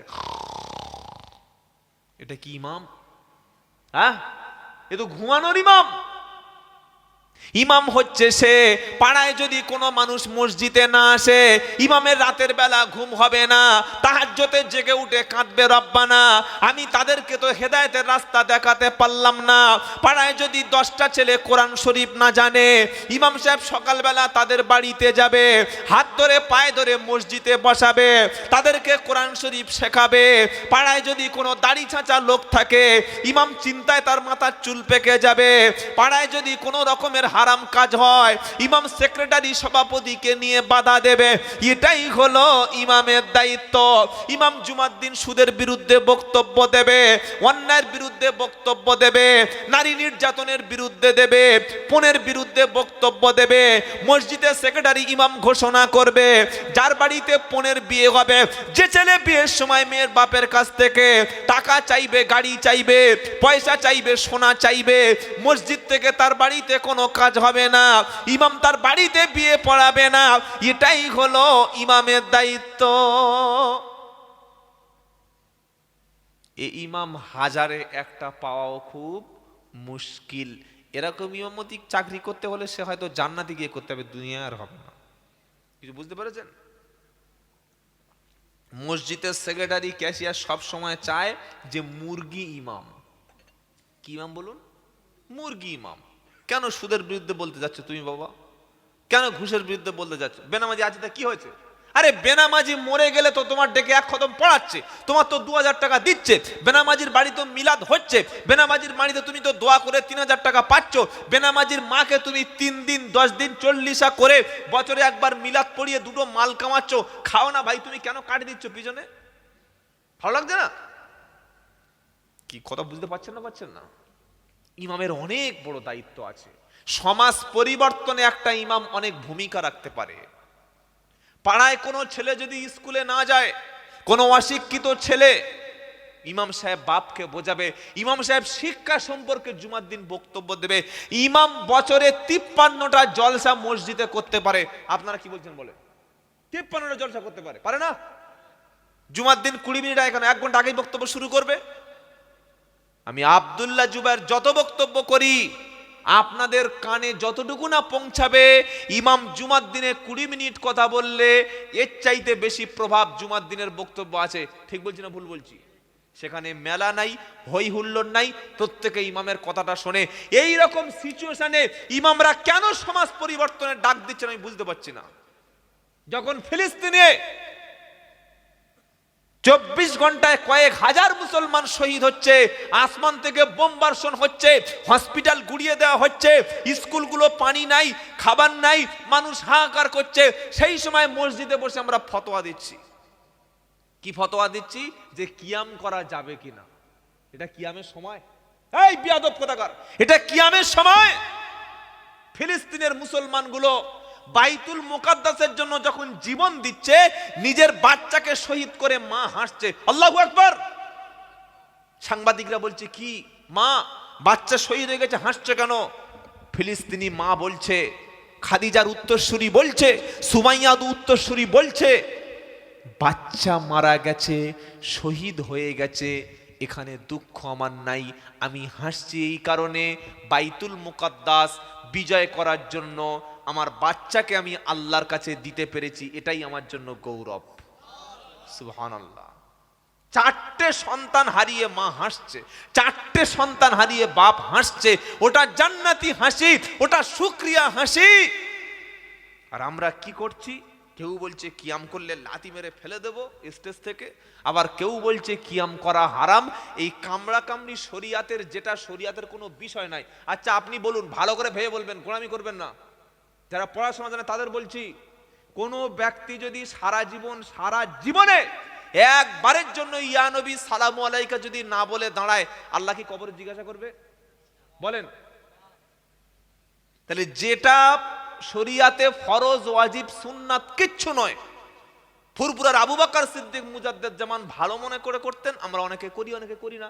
তো এইটা নিয়ে কেন সমাজে ফিতনা বাঁধাচ্ছি? কিয়াম না করলে কাফের হবে, আবার কেউ বলছে হারাম, কেউ বলছে লাথি মেরে ফেলে দেবো, বলছে না বলে না? উচিত তো ছিল এই কথা বলা যে নামাজ না পড়লে সে জাহান্নামে যাবে, নামাজ না পড়লে তাকে আমরা সমাজ বাদ দেব, নামাজ না পড়লে সমাজে নেব না, কোরআন না শিখলে তাকে সমাজ গ্রহণ করবে না। এটাই তো মৌলবীদের মুখের ভাষা হওয়ার দরকার ছিল না? কেউ বলছে এই হাত এখানে বাঁধ, এটাই সহিহ হাদিস, এখানে যারা বেঁধেছে তাদের নামাজ হয় না, বলছে না বলে না? তাহলে যাদের হাত নাই এখান থেকে হাত কাটা, তাদের কোথায় হাত বাঁধবে ভাই? কি হাত কাটা লোক আছে না নাই? বলছে না? যাদের প্রচন্ড ভুঁড়ি, যাদের এই রকম প্রচন্ড ভুঁড়ি, তারা তো নাভির নিচে হাত বাঁধতে পারবে না, ভুঁড়িতে হাত যাবে না, তাদের হাতটা কোথায় থাকবে? কেন ফিতনা ছড়াচ্ছে সমাজে? যে এখানে হাত বেঁধেছে তারও নামাজ হয়ে যাবে, এখানে যে বেঁধেছে তার নামাজ হয়ে যাবে। আমরা ইমাম আবু হানিফার মানি, তার মাসলাক অনুযায়ী চলি, নাভির নিচে হাত বাঁধি, ব্যাস নবীর আমল ছিল আমরা করি। এই বিষয় নিয়ে তুমি সমাজে মারামারি করবে, মসজিদ আলাদা করবে? বারাইপুরে গিয়ে দেখবেন লেখা আছে হানাফি জামে মসজিদ। বেলডা মুর্শিদাবাদ আমি গিয়ে দেখে এসেছি বেলডাঙ্গা আহলে হাদিস জামে মসজিদ। তাহলে মসজিদ আলাদা হলো কিভাবে? কেউ বলছে এটা ফুরফুরাদের মসজিদ, কেউ বলছে এটা তবলিগের মসজিদ। আমার মনে হয় তাহলে আল্লাহ মনে হচ্ছে 14-15টা। নাউজুবিল্লাহ, তবলিগের একটা আল্লাহ, ফুরফুরার একটা আল্লাহ, হানাফিদের একটা আল্লাহ, শাফি মাযহাবের আল্লাহ, এরকম আল্লাহ আছে নাকি? নাউজুবিল্লাহ। এক আল্লাহ, কোরআনও এক, নবী এক, কাবা শরীফ এক। সব যখন এক হলো, তাহলে মুসলমান সমাজটাকে ভাগ করলো কারা? ভাগ করেছে তো তারা, ইহুদিদের এজেন্ট হলো যারা। কি বলছেন বলেন? ফুরফুরার সব লোক যদি জান্নাতে চলে যায়, একটা তবলিগ যদি জান্নাতের পিছন দিয়ে জান্নাতে ঢোকে, তো জান্নাত জায়গা আল্লাহ আপনার ছোট করে দেবে? হ্যাঁ, কোন তবলিগওয়ালারা সব যদি জান্নাতে চলে যায়, একটা ফুরফুরার লোক যদি জান্নাতের পিছন দিকে আল্লাহ ঢুকিয়ে দেয়, তো তবলিগওয়ালাদের জন্য জান্নাতের জায়গা কম হয়ে যাবে? কেন মারামারি করছিস ভাই? এটা মারামারির সময় নয়, এখন সময় ঐক্য, এখন সময় পৃথিবীর জমিনে অস্তিত্ব লড়াই চলছে। আমি আসামে গেছি এবছর একবার, সামনে যাব 7 তারিখে। সেদিন আসামে গিয়ে শুনে এসেছি 1200 এর অধিক মাদ্রাসাকে স্কুল করে দেওয়া হয়েছে। ইসলামিক শিক্ষাকে পুরো নষ্ট করে দিয়ে, মাদ্রাসার সিস্টেম ধ্বংস করে দিয়ে মাদ্রাসাকে স্কুল বানানো হচ্ছে। মাদ্রাসা যদি বন্ধ হয়ে যায়, আর একটাও আলেম তৈরি হবে না, হাফেজ তৈরি হবে না, কোরআন পড়ানোর লোক থাকবে না। মাদ্রাসা আছে বলে ইসলাম টিকে আছে, মাদ্রাসা যেদিন বন্ধ হবে সেই দিন ইসলাম ধ্বংস হয়ে যাবে। কি বলছেন বলেন? আসামে শুরু হয়েছে, বাংলায় আগামীকাল শুরু হবে 2024-এ 22শে জানুয়ারি রাম মন্দির উদ্বোধন হচ্ছে। মসজিদের জায়গায় রাম মন্দির, আর কোন জায়গায় জায়গা নাই ভারতবর্ষে। এখনো তুমি মারামারি করছো মসজিদ নিয়ে, জোরে আমিন নিয়ে। ইমাম জোরে, ইমাম আস্তে আমিন বলছে, তুমি আস্তে আমিন বলো। তুমি সবার মাঝখানে গিয়ে আমিন বলে ঠেলে উঠেছে। আবার এই আমিন কেউ একজন জোরে বলেছে বলে এরকম বাড়ি নিয়ে 4-5 জন তেড়ে বলছে, এই শালা মসজিদ আমিন বলতে এসে কেন? দুজনেই কাজটা তো ভুল করেছে ভাই। যখন দেখছি ইমাম আসতে বলছে, তুমি যদি সত্যি জোরে আমিন বলা তোমার মাযহাবে থাকে তুমি বলো, ঠিক আছে, কিন্তু এমন ভাবে বলো সেই পরিবেশটা তুমি নষ্ট করছো। আবার যদি কোনো ব্যক্তি একজন ভুল করে এখানে এই প্রচলন নাই বলেই ফেলে, তুমি তাকে মারতে যাচ্ছ, মানে কাজটা ঠিক করোনি। কি ঠিক বলছি না ভুল বলছি? ইসলাম বাড়াবাড়ি নয় ভাই, ইসলাম মধ্যপন্থা অবলম্বন করতে বলেছে। আমরা এই বিষয় নিয়ে ঝগড়া কেন করব? কাবা শরীফে তো সবাই নামাজ পড়ে, কেউ জোরে আমিন বলে, কেউ আসতে বলে, কেউ আমিন বলেই না। আমিন যদি কেউ সারা জীবন না বলে একটাও পাপ হবে না, কিন্তু আমিন বলা নিয়ে ঝামেলা পাকালে জাহান্নামে যেতে হবে। শুনতে পেলেন? কেউ নাভির নিচে হাত যদি না বাঁধে, বুকের উপরে হাত যদি না বাঁধে, হাত ছেড়ে দিয়ে নামাজ পড়লে সারা জীবনও তার নামাজ হয়ে যাবে। কিন্তু কেউ যদি হাত বাঁধা নিয়ে ঝামেলা পাকায়, আল্লাহ কবরে গেলে হাত মেরে ভেঙে দেবে। তোকে হাত বাঁধার জন্য পাঠিয়েছিলাম? এই বিয়াদব, কত ছেলে নামাজ পড়তে পারে না, হাত বাঁধা দূরের কথা, হাত আল্লাহু আকবার বলেই না। কই তাদের নিয়ে কোনোদিন তো মিটিং বসাসনি? কেন ঝামেলাগুলো পাকাচ্ছেন সমাজে? কোথা কিছু বক্তা বক্তব্য করতে এসছে, কোরআনে এত বাক্য রয়েছে, এত হাদিস রয়েছে, আলোচনা কর। সাহাবাদের জীবনী বললে রাতের পর রাত চলে যাবে, শুধু সূরা ফাতিহার তাফসীর করলে কয়েক বছরে শেষ হবে না। ও বাদ দিয়ে বাবারা, আমার নবী নূরের তৈরি বাবা, আমার নবীকে যারা নবী নূরের না বলে তারা কাফের বাবা, তারা কাফের বাবা, তারা কাফের। তুই কাফেরের ডিলার নাকি? হ্যাঁ, তুই কাফেরের ডিলার। নবী নূর হোক যা হোক সেটা আল্লাহ ভালো জানে। এই বিষয়গুলো জনসাধারণকে কেন মানুষের কাছে বিভ্রান্ত করছেন? এই সমস্ত কথা জলসায় বলতেই দেবেন না। কথা মনে থাকবে ইনশাআল্লাহ। কোনো ফেতনাবাজ বক্তাকে জলসা দাওয়াত করবেন না, অনুরোধ করে বলে যাচ্ছি। ছোট্ট ছোট্ট বিষয় মানুষের মধ্যে উস্কে দিচ্ছে। কেন উস্কাচ্ছেন? কেন? সুদের বিরুদ্ধে কথা বলুন, জেনার বিরুদ্ধে কথা বলুন। বৃদ্ধ পিতামাতা সমাজে সবচাইতে অবহেলিত। 100-র মধ্যে 90টা বাপ রাত্রিবেলা ভাত পায় না, মা চিকিৎসায় ছটফট করছে, ছেলেগুলো বউ নিয়ে ভুলে গেছে, শাশুড়িকে নিয়ে ভুলে গেছে, নিজের গর্ভধারিণী মাকে ভাত দেয় না। কই এই নিয়ে বক্তব্য তোমার মুখে নাই? তুমি নবী নূর না মাটি নিয়ে মারামারি করতে এসছো? সাধারণ মানুষ নূরের কি বোঝে? সাধারণ মানুষ মাটির কি বোঝে? কেন এইগুলো ছোট ছোট বিষয়গুলো বলছো? কষ্ট পাচ্ছে নাকি বললাম বলে? আমরা চাইছি, আমি চাইছি সমাজ যেন এক হয়ে যায়, আমাদের মধ্যে ভাগাভাগি যেন না হয়। একটা জলসা দিলে পাড়ায় যদি দুটো ভাগ হয়ে যায়, ওই জলসা দেওয়ার চাইতে জলসা না দেওয়াই ভালো। কি বলছেন বলেন? কত জায়গায় শুনি হুজুর আমাদের গ্রামে দুটো দল। কেন? বললে এমন একটা বক্তা এনেছিলাম, সে সমাজটা ভাগ করে দিয়েছে। আমরা কেন বলতে পারবো না যে তবলিগ পুরপুরা ভাই ভাই, হানাফি সাফি ভাই ভাই, আমরা সাফি মালিকি ভাই ভাই? এটা কেন বলতে পারছি না? বরং কি বলছি, ওদের দেখা হলে সালাম দিবি না, ওরা মরলে জানাজা পড়বি না, ওরা নবীর দুশ্মন। সব নবীর দুশ্মন? তুই নবীর আশেক? আল্লাহর নবীর জামানায়, আল্লাহর নবীর জামানায় সবচাইতে বড় দুশ্মন নবীর বাড়িতে খেতে এসেছে, নবী খাইয়ে আপ্যায়ন করে ছেড়েছে। বলুন সুবহানাল্লাহ। কই নবী তো প্রতিশোধ নেননি।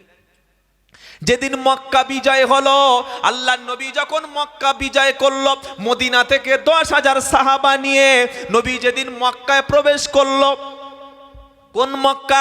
যেখানে 13 বছর নবীকে নির্যাতন করা হয়েছে, সাহাবাদেরকে শহীদ করা হয়েছে। 13 বছর নির্যাতন সহ্য না করতে পেরে আল্লাহর নির্দেশে রাতের অন্ধকারে নবী মক্কা থেকে মদিনায় চলে গেছে। নবী যখন চলে যায় তখন একা, সঙ্গে ছিল আবু বকর সিদ্দিক। কেউ সেদিন ছিল না মক্কায়, নবীর আশ্রয় বলতে কেউ ছিল না। আবু জাহেল, উতবা, সাইবা, মুগিরা, আবু সুফিয়ান নির্যাতন করেছে। নবী আল্লাহর নির্দেশে মদিনায় গেল।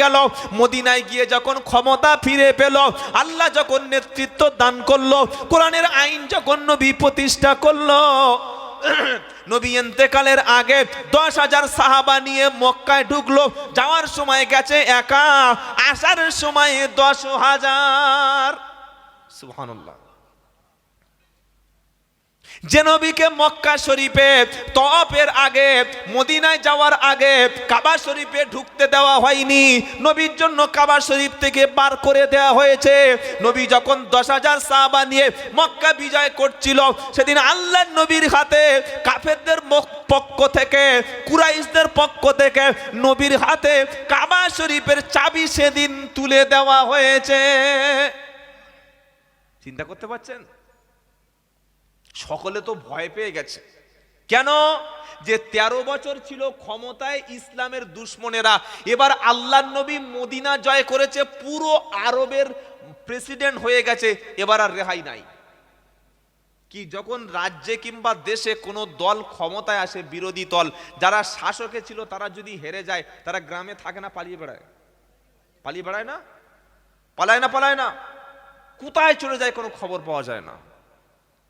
তো মক্কার কুরাইশগুলো যারা 13 বছর নবীকে নির্যাতন করেছে, তারা লুকাচ্ছে, কেউ এখানে কেউ ওখানে।